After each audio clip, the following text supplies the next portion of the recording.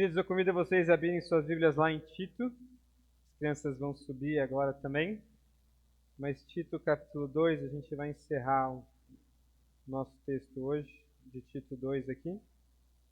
Mas antes da gente ter um tempo de estudar a palavra de Deus, só queria reforçar um lembrete. O Fábio tem colocado no nosso grupo da igreja que tem tido a necessidade de pelo menos mais um casal para ajudar no ministério da recepção. Eu acho que você gosta de chegar na sua casa, quando as pessoas chegam na sua casa e serem bem recebidas. Na nossa igreja, na nossa casa, a gente também gostaria muito disso. Se um dia você for em casa, você vai ser recebida por duas cachorrinhas muito felizes. Aqui a gente vai ser recebida por outras pessoas que querem te ver bem aqui. E por isso a gente precisa de algumas pessoas ali, pelo menos mais um casal que pudesse auxiliar. Se você, não vou nem dizer, tem tempo livre, porque não é quem tem tempo livre que serve, mas aquele que deseja e tem disponibilidade, seria muito bom, a gente tem essa necessidade. Então, por favor, procure o Fábio para a gente poder somar aí, servir ao Senhor da melhor forma possível. Tá ok? Tito capítulo 2, eu convido você a ler este texto junto comigo, versículos 11 até o versículo 15. Diz assim: porque a graça de Deus se manifestou trazendo salvação a todos.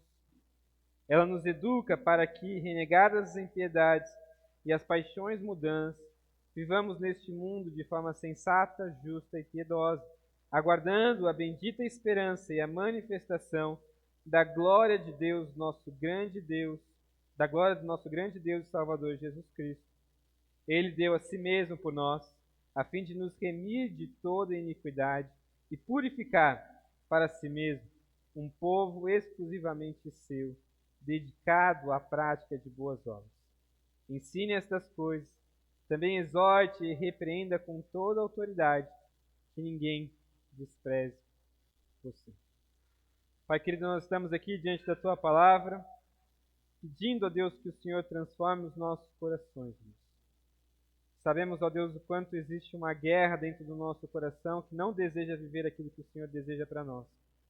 E por isso, ó Deus, nós clamamos que o Senhor, a começar de mim, dos meus irmãos aqui, o Senhor transforme o nosso coração para que possamos viver de uma vida que glorifica o Teu nome. Que a Tua palavra nos fale e nos transforme. Em nome de Jesus. Amém. Queridos, a gente tem caminhado aqui no livro de Tito, e a gente chegou em alguns aspectos práticos, até mesmo do qual Tito coloca aqui, da realidade, do qual Paulo coloca para Tito sobre a convivência dentro da igreja. Vocês se lembram nessas últimas semanas que nós estudamos o livro de Tito, nós vimos como que Paulo fala que Tito deveria exortar cada grupo da igreja, especificamente dos versículos 1 até o versículo 9, em que ele trata primeiro dos homens idosos, das mulheres idosas, no relacionamento com as mulheres mais jovens, com os jovens de maneira geral, e terminando ali com os servos e com os seus senhores, como deve ser esse relacionamento. E uma das coisas que é interessante é como ele termina o texto dizendo a gente ali, que eu queria que você comigo no versículo 10 novamente, ele diz: nem furtem, mas que deem prova de toda a fidelidade, a fim de que todas as coisas manifestem a beleza da doutrina de Deus, nosso Salvador. Queridos, eu não sei como você tem vivido a sua vida, seja nessas áreas do qual Paulo colocou aqui, ou até mesmo outras áreas da sua vida. Mas eu gostaria de perguntar para que você faça uma avaliação pessoal. Você pode dizer que a sua vida de fato tem brilhado este evangelho, esta salvação, essa palavra de Deus do qual foi dado a nós, revelado a nós, para que nós conhecêssemos sobre este Deus que não é qualquer Deus, mas sim toda a sua autoridade, mas que ao mesmo tempo é um Deus que nos salva, que é assim que ele diz, esse Deus que é nosso Salvador. Sua palavra brilha a beleza disso.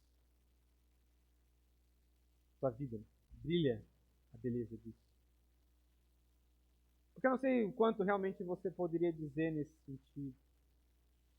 Mas uma das coisas que eu percebo cada vez mais, quando a gente vê sobre a realidade do cristianismo de maneira geral, e obviamente, talvez não seja uma novidade, mas eu creio que pelo menos por conta de redes sociais, a gente vê cada vez mais pessoas se dizendo cristãs, pelo menos simpatizantes com algumas coisas que o Evangelho traz, ou pelo menos que a palavra de Deus traz, o que a igreja traz.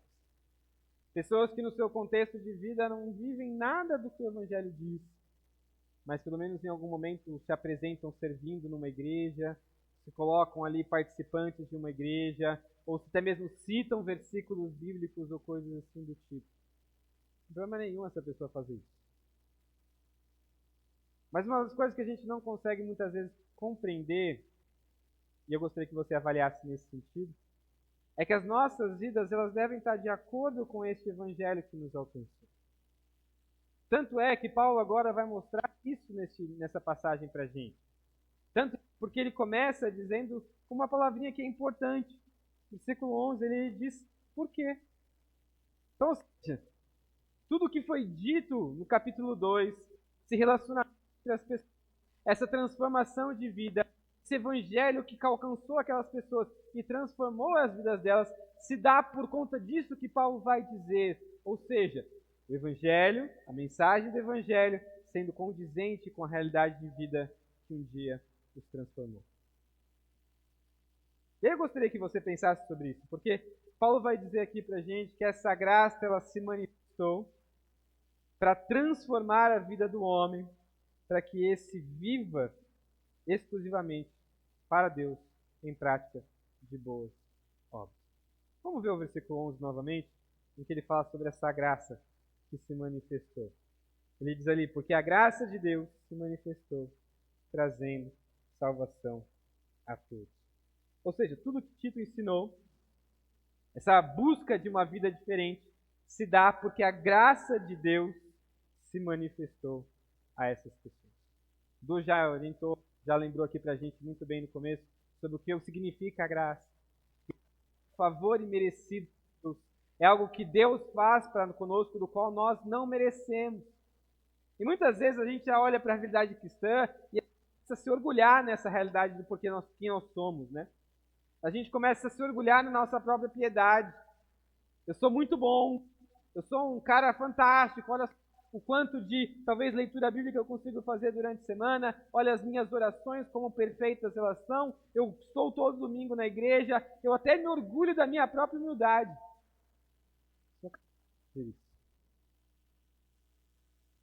Mas nós nos esquecemos que Paulo está nos dizendo algo aqui do qual nós precisamos lembrar, que se existe algo de bom em nossas vidas é porque a graça de Deus se manifestou. É porque esta graça que nos alcança e nos salva, ela foi manifesta a nós. Felipe leu no começo para a gente o texto de Efésios capítulo 2, mas ainda nos versículos 8 e 9, ele nos diz ainda, porque pela graça vocês são salvos mediante a fé, e isso não vem de vocês, é dom de Deus, não por obras, para que ninguém se glorie. Não é que nós temos que ter alegria na salvação do qual nós temos, mas eu não posso chegar diante de Deus, bater no peito e dizer, eu sou bom o suficiente para ser salvo. Não é isso. Nós não somos bons. Você é mau, muito mau. Seu coração é ruim. E você não consegue ser salvo. Você não consegue bater no peito e dizer, Deus, eu mereço estar aqui. Deus nos salva, Ele nos alcança pela sua graça. Louvado seja Deus por isso. Porque nós não merecemos nada disso. Só que é interessante que ele ainda vai dizer para a gente que essa graça, ela se manifestou. E é até interessante aqui, né? Porque obviamente Deus ele é gracioso e misericordioso. Isso faz parte do caráter de Deus. Mas Paulo está nos dizendo aqui que até nós conseguimos ver em toda a história que a graça de Deus, ela de certa forma foi manifesta. Nós vemos deslumbres de graça de Deus nas histórias do Antigo Testamento, quando até mesmo existiu alguma interação de Deus para com o seu povo, tirando ele do Egito. Mas Paulo está nos dizendo que a manifestação clara e ainda maior da graça de Deus ela é na pessoa de Cristo Jesus. Queridos, nós temos um Deus que controla a história desde o início. Um Deus que criou todas as coisas e criou o ser humano para então se relacionar com Ele e ter um relacionamento perfeito. Mas a questão é que nós vimos que isso não aconteceu porque esse relacionamento se tornou um relacionamento conflituoso por conta do pecado. Mas aí, a partir dali, de toda a história, Deus começa então a arquitetar um plano de redenção magnífico, fantástico, em que ele começa a mostrar coisas que um dia viriam a ser reveladas quando ele então, no tempo exato, no desejo dele, da sua vontade, enviasse seu Filho ao mundo, para que ali, por meio dele e pela obra dele, essa sua graça, o mundo pudesse ver, foi revelado, foi manifesto, foi colocado de forma pública, para que as pessoas pudessem compreender, para que nós pudéssemos compreender este Deus gracioso, que apesar de nós, apesar do nosso pecado, apesar da nossa infidelidade, apesar da nossa maldade, para que nós fôssemos salvos. Queridos, eu não sei o quanto você se sente diante disso, como você se sente diante disso. Mas eu não consigo olhar para essa realidade da graça de Deus sem que eu possa louvar a este Deus. Ainda mais quando eu começo a olhar para quem eu sou. Hoje, tanto pensando sobre este texto, Giovana estava em casa pra gente, peguei a Laurinha e fui andar com uma motoquinha dela, pela rua. Sentei ao lado dela e comecei a discutir sobre isso. E eu falei para ela, filha, lógico que ela não entendeu nada, né? Mas eu falei, filha, papai é muito mau. Tem coisas no meu coração que eu me envergonho. Existem desejos que não agradam a este Deus. E queridos, eu sei que você é igual a mim, mas não sei que você é igual a mim, porque a palavra de Deus diz que você é igual a mim. E ainda assim Deus derramou graça sobre nós. Ainda assim Deus manifestou a sua graça, apesar da nossa maldade. Deus veio para nos salvar.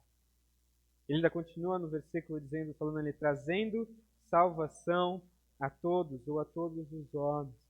E aqui é interessante pensar sobre isso, né? Porque se Paulo vai estar dizendo que todos os homens serão salvos, é isso que ele está dizendo, no final das contas, então todas as pessoas vão para o céu, é isso que Paulo está dizendo?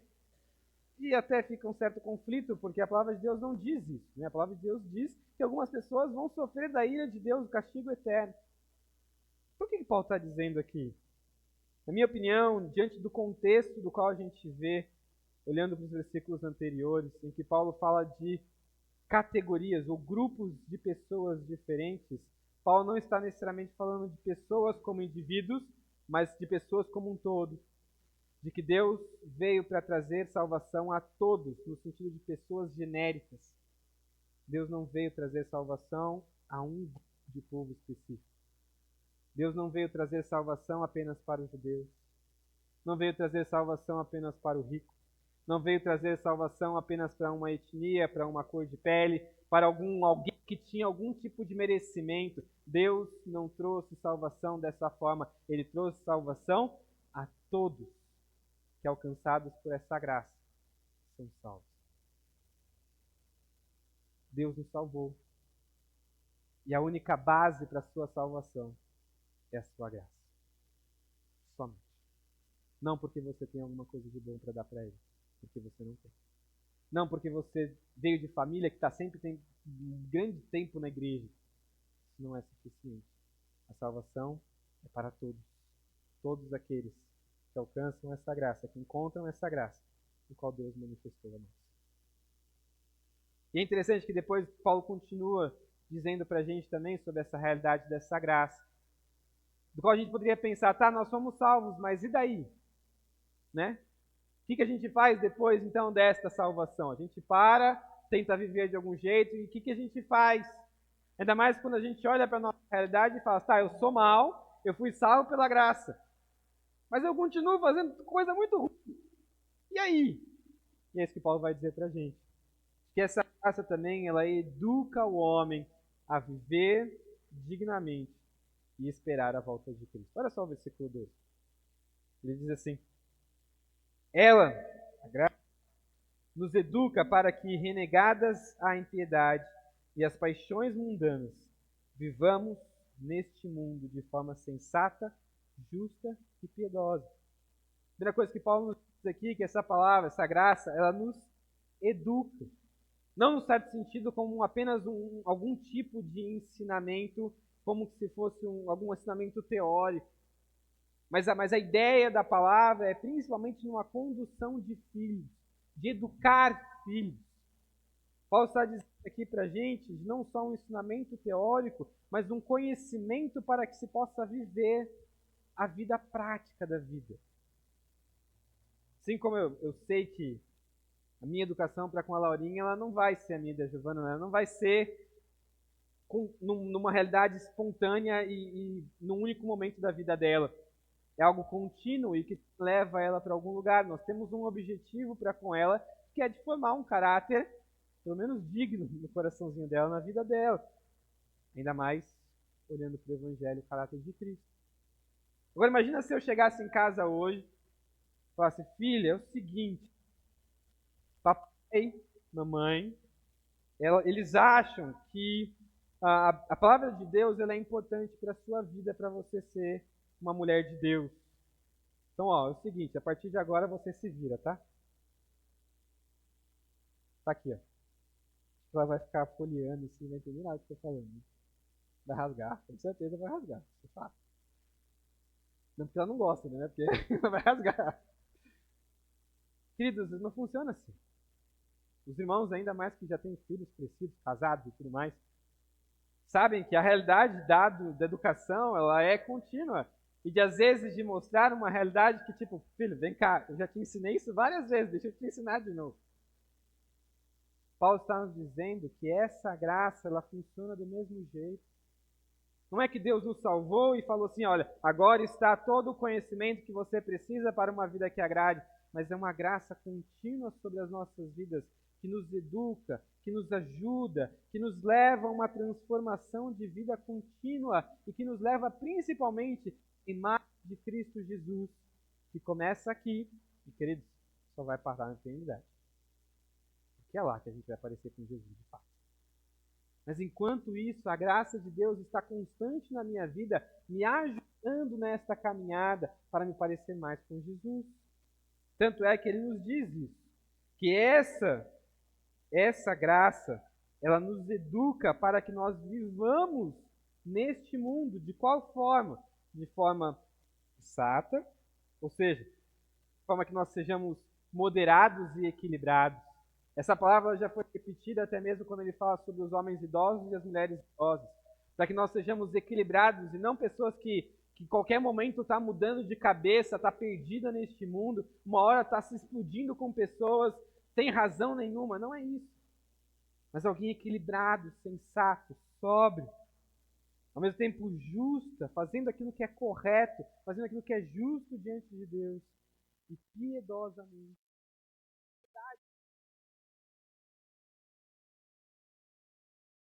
Sofrendo ali, que piedade essa pessoa. Não é isso. Piedade é um desejo amoroso por Deus. É querer a Deus, é querer se esforçar em conhecer a Deus e amar a este Deus. Isso é piedade. E obviamente essa piedade, esse desejo, esse amor, ele é transformado numa vida, em aspectos práticos da vida. Paulo está nos dizendo que esta graça, ela nos educa para viver isso. Agora, querido, se você se lembra bem, quando nós lemos Efésios capítulo 2, nós vimos ali que Paulo vai nos dizer qual é a nossa realidade sem Cristo Jesus. Nós somos escravos, merecedores da ira. Nós estamos perdidos em nós mesmos, satisfazendo os nossos desejos, sem liberdade para fazer aquilo que é bom, nós não conseguimos. Mas Deus nos tira dessa realidade, nos tira por meio da sua graça, e não só nos mostra a salvação, quanto agora nos ajuda enquanto vivemos neste mundo, para que nós, enquanto aqui, vivamos de maneira sensata, justa e piedosa. Queridos, existe poder na graça de Deus que nos ajuda a viver aquilo que Deus deseja. Talvez você tenha vivido realidades na sua vida onde o pecado parece ganhar muitas vezes. Onde talvez, os seus relacionamentos são relacionamentos, como a gente falou um pouco mais cedo, relacionamentos muito conflituosos. Tem problemas. Falta perdão, falta graça, falta misericórdia no seu relacionamento com as pessoas. Talvez você tenha lidado com os seus pecados internos do seu coração e da sua mente, do qual muitas vezes você já até está desistindo porque você já não aguenta mais.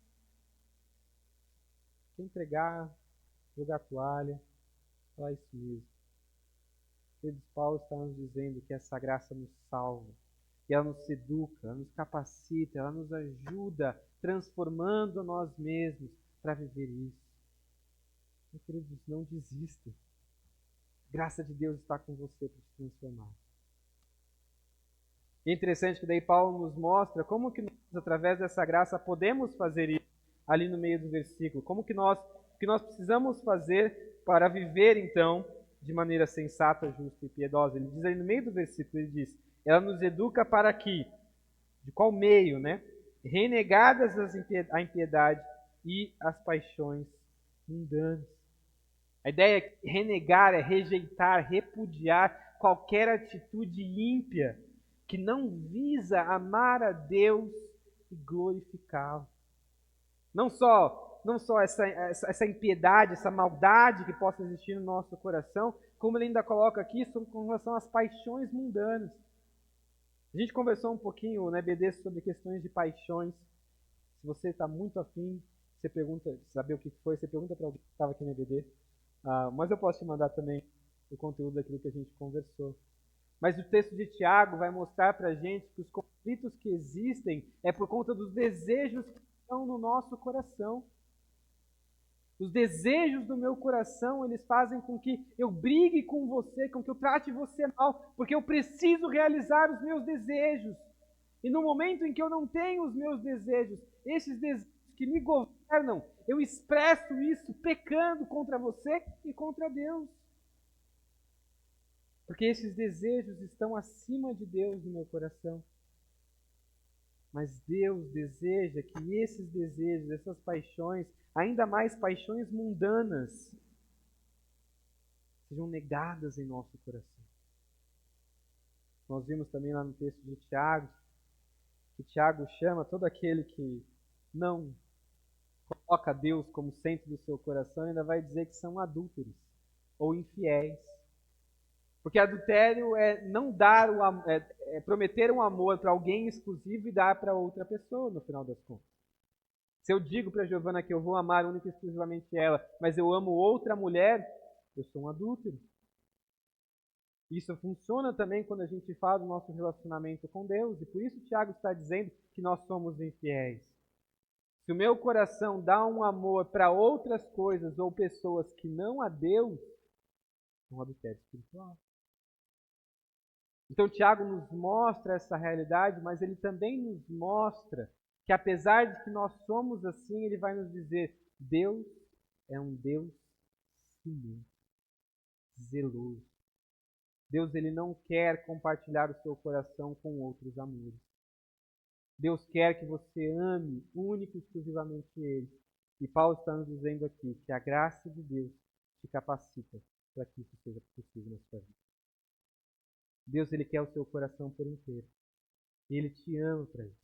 Ele deu o seu Filho para isso. Ele manifestou a sua graça que te salva, que te ajuda enquanto a viver neste mundo, para que você possa viver sendo governado por Ele, para a honra e glória dele. Graça de Deus te capacita a viver por Deus.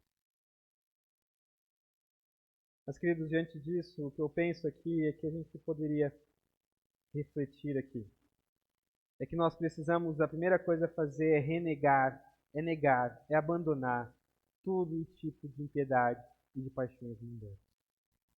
Nós não podemos flertar com isso, querido. Assim como eu não posso chegar para a Giovana e dizer, eu estou tendo uma conversa com uma outra mulher aqui. Ela vai olhar para mim e falar, como assim? Que tipo de conversa é essa? Assim como a gente não pode flertar com paixões, com impiedade, uma vez que Deus deseja o nosso coração. Não sei o que você tem vivido. Não sei quais são os pecados que você tem lidado com o seu coração.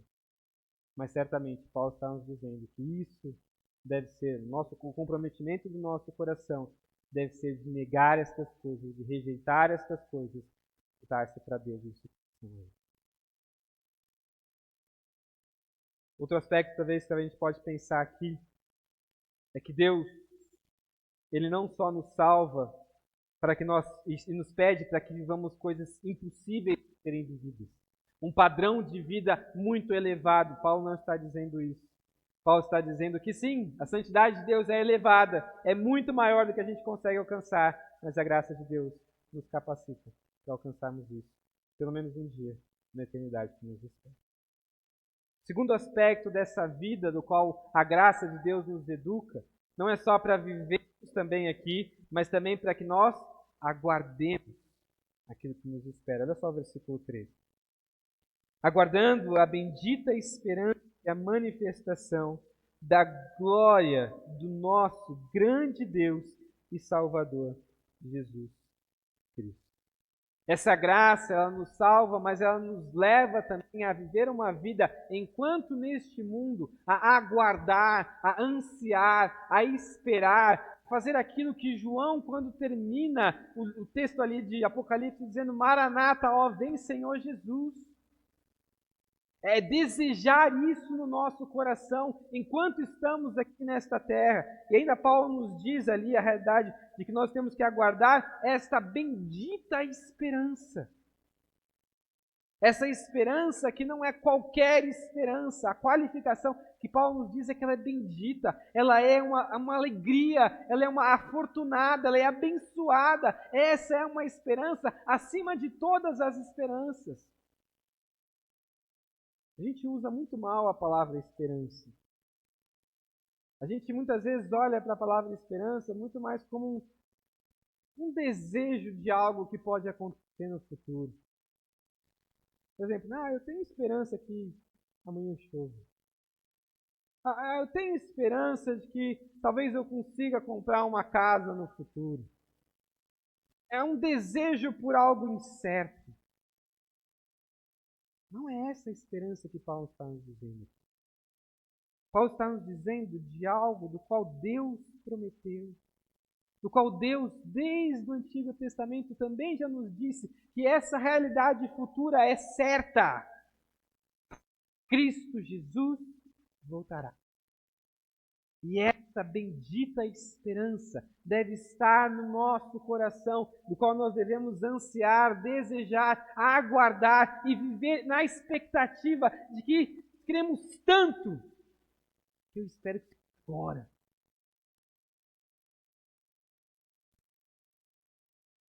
E ainda Paulo não só fala da bendita esperança, mas ele nos diz também da manifestação da glória. Da glória que é o nosso grande Deus, nosso Salvador, Jesus Cristo. Este momento onde então Cristo voltará e a sua glória será revelada ao mundo. Eles, beleza desse momento deve ser grande. A ansiedade por esse momento devia estar presente no nosso coração. Ainda mais porque não é qualquer um que vai manifestar a sua glória. E é isso que Paulo está dizendo. É aquele que é o nosso grande Deus. Aquele que nos salvou. Aquele que morreu por nós. Nos deu a sua vida para que nós tivéssemos vida e vida eterna. É neste momento em que nós vamos nos encontrar nas nuvens com este que morreu por nós e se entregou por nós, este que é o nosso Salvador. Meu irmão, se você não tem desejo para ter esse momento, talvez você está vivendo errado. Talvez você precise trabalhar muito no teu coração. Mas eu digo isso tendo a certeza de que às vezes a gente vive neste mundo esquecendo dessa realidade. Nosso coração não anseia muito por este dia. Certamente você nem lembra que Jesus um dia voltará.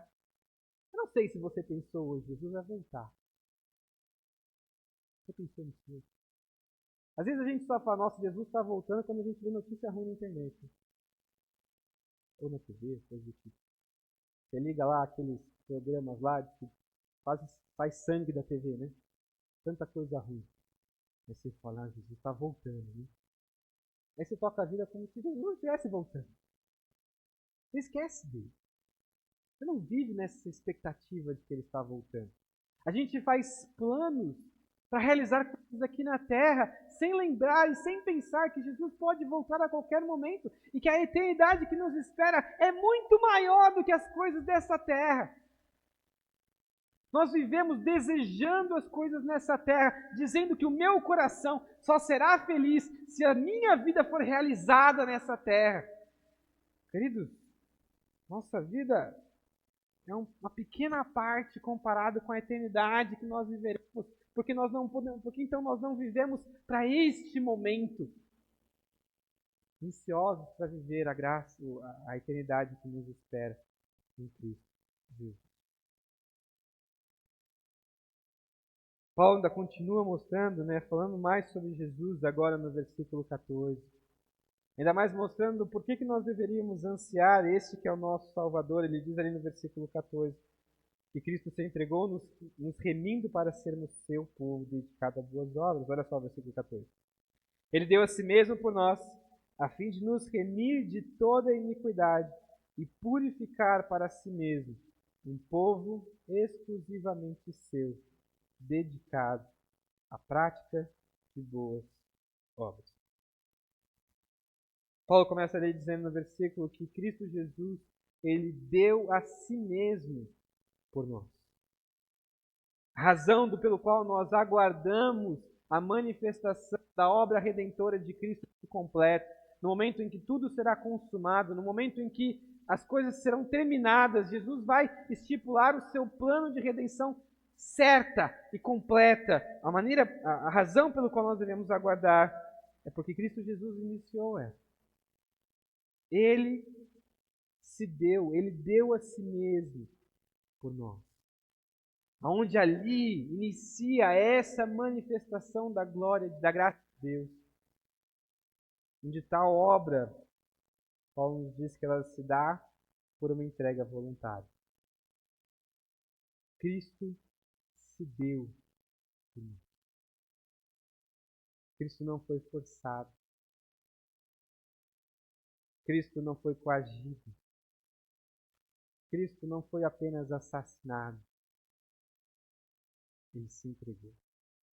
Por mais que pessoas naquele momento queriam matá-lo, por mais que pessoas naquele momento estavam pensando, vamos atacar um líder religioso que vai contra a nossa religião, por mais que talvez pessoas estavam ali pensando que era um homem bonzinho ali, que estava sendo morto por maldade de outras pessoas.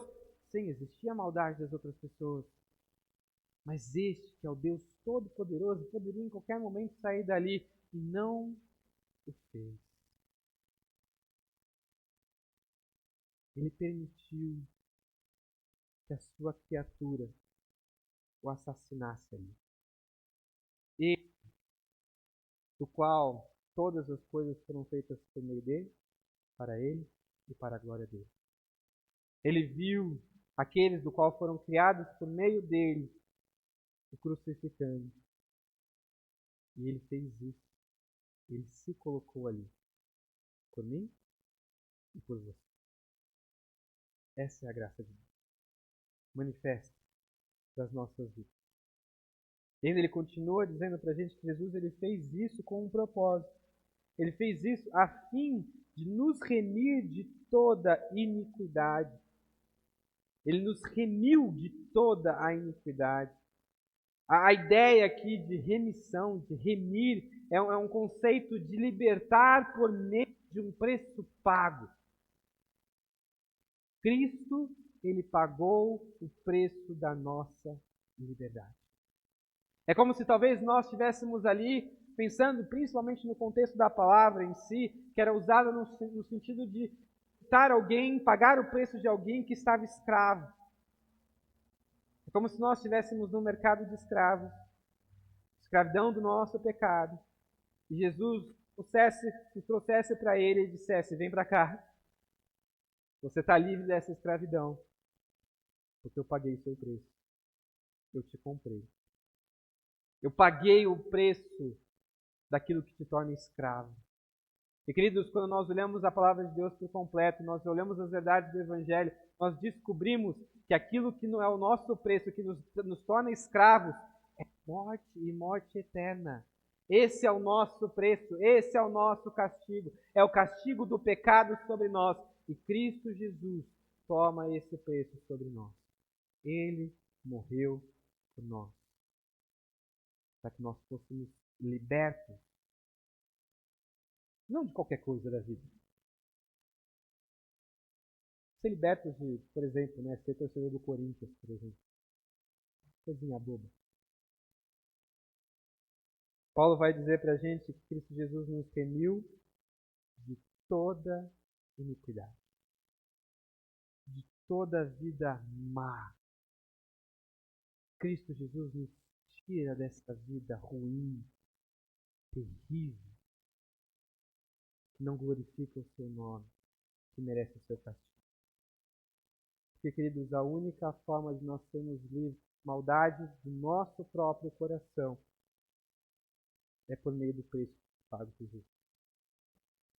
É por isso que Jesus morreu por nós.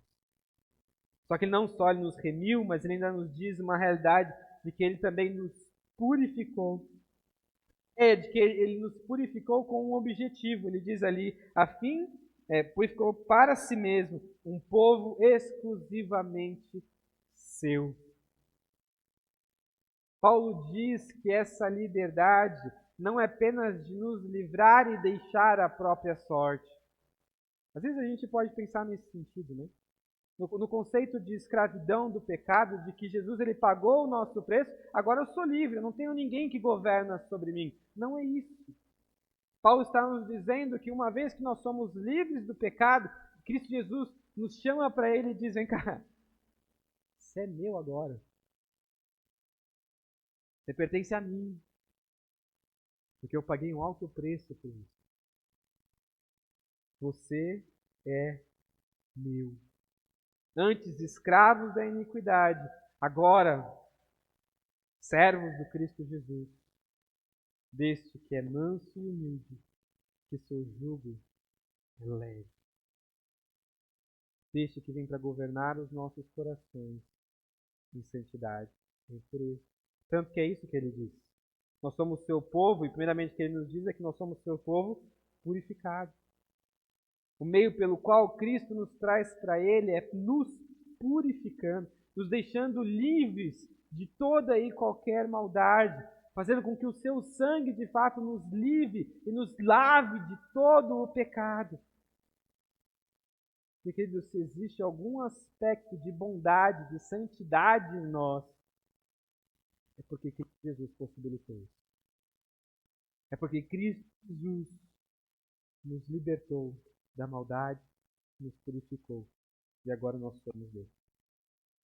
Não só somos purificados, como também nós somos exclusivos. De novo, Cristo é ciumento. Ele nos quer para Ele e só para Ele.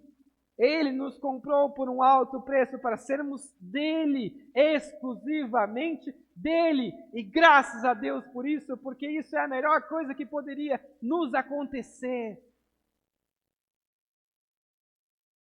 Cristo não deseja que nós repartamos qualquer tipo de adoração ou serviço a outros. Somos povo exclusivo dele.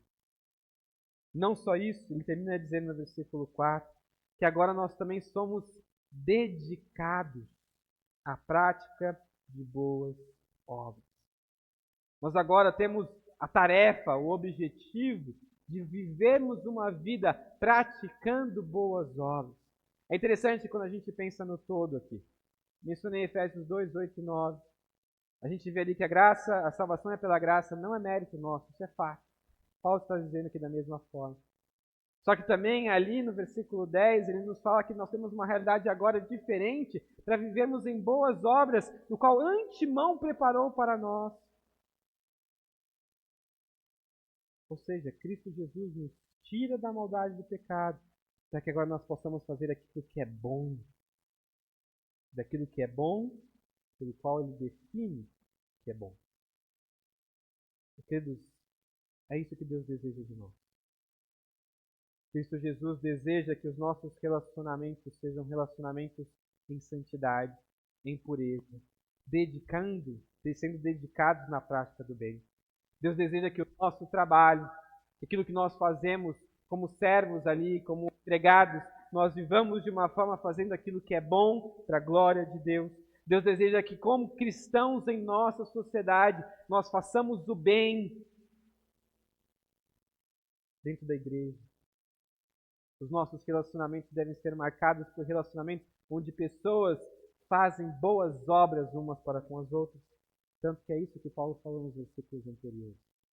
O relacionamento dos idosos com as idosas, mulheres, homens, esse relacionamento uns com os outros, mostrando um modelo para ser seguido. É isso que Paulo nos mostra que a graça de Deus deseja para conosco.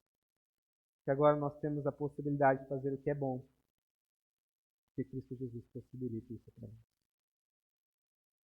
E aí, diante disso, Paulo encerra no versículo 15, dizendo o que Tito deveria fazer, que é ensinar com toda a autoridade. Diz ali, ensine estas coisas, também exorte e repreenda com toda a autoridade, que ninguém despreze você. Ele começa dizendo, ensine estas coisas. No todo, se a gente pode compreender, sim, é sobre a graça de Deus, mas também é toda essa realidade de ensinar os idosos, as idosas, os homens idosos, as mulheres idosas, as jovens, os jovens, os servos, como a igreja deveria viver. Então ele deveria ensinar essas coisas porque a graça de Deus alcançou e transformou todos nós. E Tito deveria fazer isso com autoridade. E aqui é interessante, né? Porque a autoridade não vem por quem Tito é. A autoridade não vem por quem ele se considerava. Ou uma autoridade imposta, muitas vezes mais subjugando pessoas. Não é isso que Paulo está dizendo. Mas Paulo está chamando Tito a falar com clareza e com poder estas coisas, porque estas coisas são baseadas na graça que nos salva. A autoridade de Paulo, de Tito, está nessas verdades. A graça que nos alcançou. Queridos, todos nós somos aqui salvos em Cristo Jesus, né? Aqueles que já demonstraram isso através do batismo ainda mais, entenderam essa graça.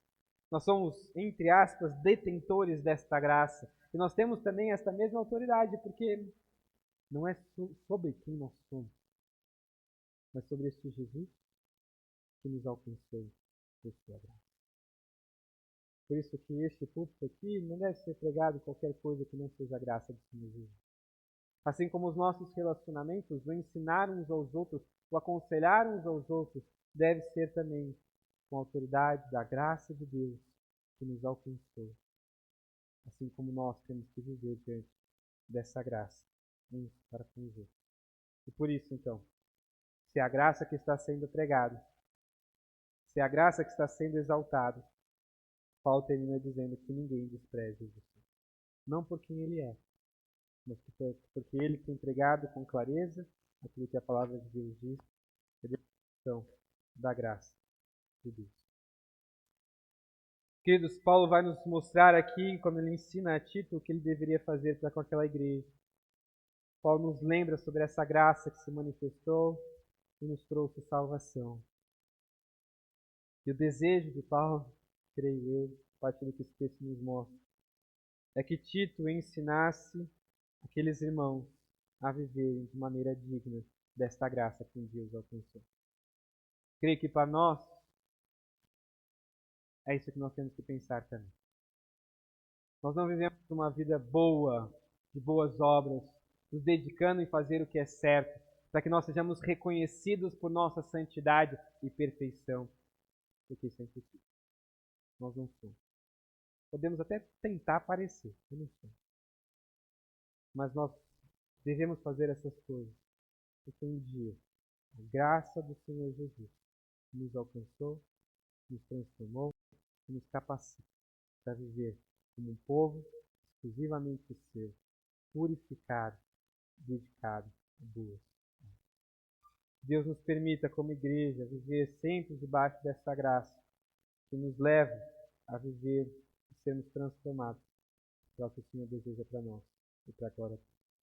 Vamos cantar em resposta a essa verdade que nós estudamos hoje.